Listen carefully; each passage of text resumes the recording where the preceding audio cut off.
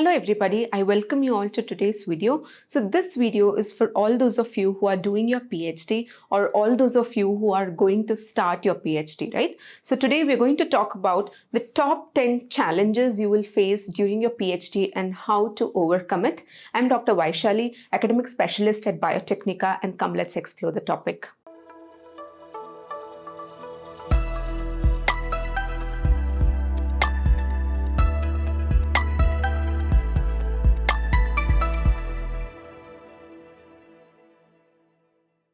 The first challenge that we're going to talk about is funding, right? So this funding is very essential for your PhD, whether it's going to come from an external source or from your university itself. This funding is very important for you to carry out your research work in itself.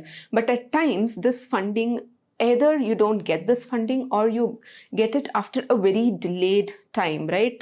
By which you'd be waiting till you get your funds to do your experiments, and then the time is basically wasted. So that is what happens in most of the cases. So how you're going to overcome it is first start applying for these funds at the beginning of your research itself, right? So that's very important, so that even if you don't get such fundings, you still have time to apply for other funds and get it. Second, plan your research work accordingly, right? So if you come to know that there's a delay in your funding, then make sure that you plan other things and keep this at hold, so that you can start once the funding comes, but do not waste your time meanwhile. Start doing other things which does not depend on this particular funding.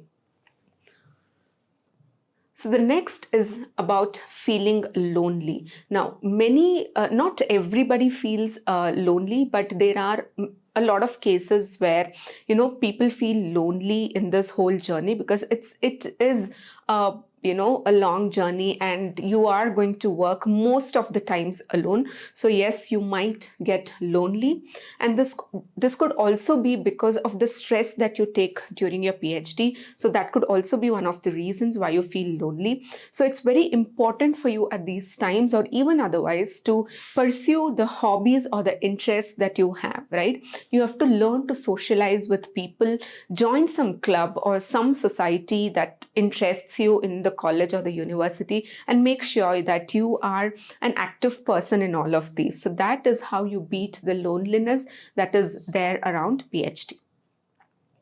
The third that we're going to talk about is the uncertainty that comes with your PhD life, right? So not everything goes according to your plan, especially in PhD. So, you may say, for example, have a change in your research proposal itself. You may not be able to get funding, or your paper is not getting published, or your, supervisor is being changed, or anything of that sort. There could be a lot of, uncertainty that comes around with your PhD. So at such times, what do you do? First, embrace the changes, right? And keep calm. So it's very important for you to keep a cool head. Only then you will be able to take the decisions right. So you think about what could be the best possible solution. If you are not able to find a solution, then talk to people who can help you, right? So this is very important for you to face the uncertainty challenge. The fourth challenge that we are going to talk about is keeping track. So this is quite a long journey, that is around 4 to 5 years of journey, and it's very normal to lose track of what has been happening, right? For example, whatever you did in your first year, there are high chances that you forget it in your fourth year, right? So this is very common. So what you do in such cases is that you take notes. You take notes of whatever you're doing in the lab, right from what is working till what is not working, and every small detail as well, you note it down in your notes.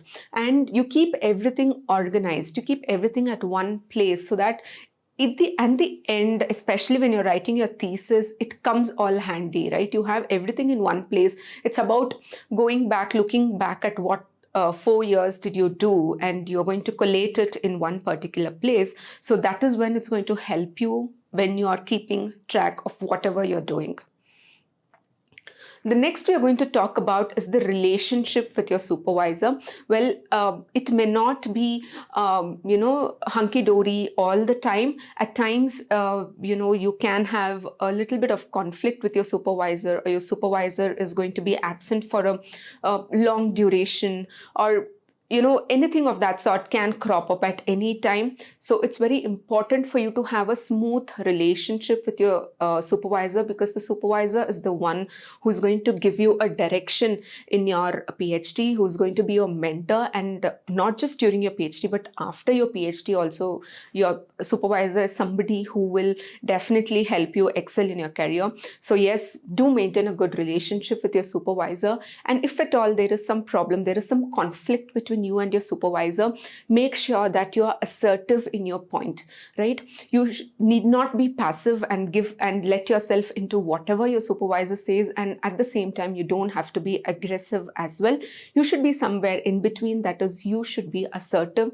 You should both make your point as well as hear out the point of your supervisor as well, and make sure that when you're talking as well, you have all the facts and the backups in hand before even you make your point. Now, the next challenge that we're going to talk about is publications, right? So publication is a very important component in your PhD, and most of the time it may not go as you plan, right? Your paper may not get accepted in many journals. Either it can be rejected or it can go for a very scrutinized review journey itself. So at these times, you might get demotivated, etc. So what do you do at such times? So first is, at the start of your research itself, make sure that you know which all journals are there in your field, and what journals are you going to focus on, where are you going to publish your article. So make sure that you have a list of the journals that you're going to publish in, and make sure that your work is according to that journal, you're writing your research papers according to that journal, so that it's not out of the blue after you do your research work and then when you're going for publishing. So make it a part of your research work itself. Second is, if at all your research work, your paper does not get published, it gets rejected, do not get disheartened. Please go through on what the reviewer has said, what are the extra work that you're supposed to do. Go ahead and do those work, and then again communicate it in another journal. So this is very important. This is where you take critical feedbacks and then come back in a good flow. The next challenge we are going to talk about is, of course, the time management. We don't know that we have time in our PhD, but then you never know how it just runs, right? In the end, you'll get to know that there is very little time for you to do a lot of work. So that happens very often during PhD. So what is more important for you to do at such times is that you have to set your priorities right, like which is more important for you to do. Second, organize your work plan things smartly and organize your work. Also have a correct work and life balance. So this is also very important for you to take care of your time management. The eighth challenge that we're going to talk about is motivation, right? So I'm sure that all of you, whoever is doing PhD or who is going to do PhD, is quite motivated and passionate about the field, and that's the reason you are doing your PhD in itself. But a few it's not always like that throughout the journey. At times you might feel demotivated as well, and at such times, especially when you're like stuck on a problem and then you don't know, you're not able to find solution for that, so you really get demotivated. So at such times, make sure that you talk to people, whoever can give you the right direction. Or if you don't get such people as well, just go for a walk. Just take a break. Keep that problem aside. Take a break and come back with a fresh mind to solve that problem. So that is how you tackle such such things, especially when you're stuck with a problem. Second, we're going to talk about something called second year blues, right? So as soon as you enter your PhD in your first year, you're going to be all excited because the excitement around the PhD is going to last at least for a year. But when you come to the second year, you start realizing that, oh, it's going to take time. Oh, I have so much work to do and all of that. So that is when you slightly get demotivated. So yes, at such times, do remember that why did you start your PhD in the first place? Do keep repeating the answer for why it all started, so that you instigate yourself and then you get back on your shoes and start working. The next challenge that we are going to talk about is concerns about future. So when, especially during the end of your PhD, it keeps hitting people's mind that what am I going to do after PhD, right? So that is one challenge that all of us face. So how you're going to overcome that challenge is, it's not during the end of PhD that you have to remember about your future. It has to be a part of your process itself. You have to keep a lookout, you have to keep a constant lookout about what the market is, what is happening in your field and all of that, so that you have a fair bit of idea right from the beginning itself as to what your future should look like. And then second is networking. So this 4 years of your time, you're going to get a lot of opportunities to attend seminars and workshops and certificate courses and everything. Make use of all of these opportunities and have a good network, especially when you come out of your PhD, so that you know where you want to enter. You have fair bit of idea about what you want to do in your future. The next is about having a clear roadmap about your future, right? You have your clear milestones and your goals sorted out, so that nothing is surprising to you in the end. So that is how you take care about the concern about the future. That is, you start early, you start thinking about this at the beginning of your research career itself. The next challenge we're going to talk about is starting your thesis, right? So thesis is one of the daunting tasks that people have, because it is about taking all the work that you did for the past 4 or 5 years and then putting it in one place, especially in a coherent way. So that is going to be a daunting task for anybody. So how are you going to overcome it?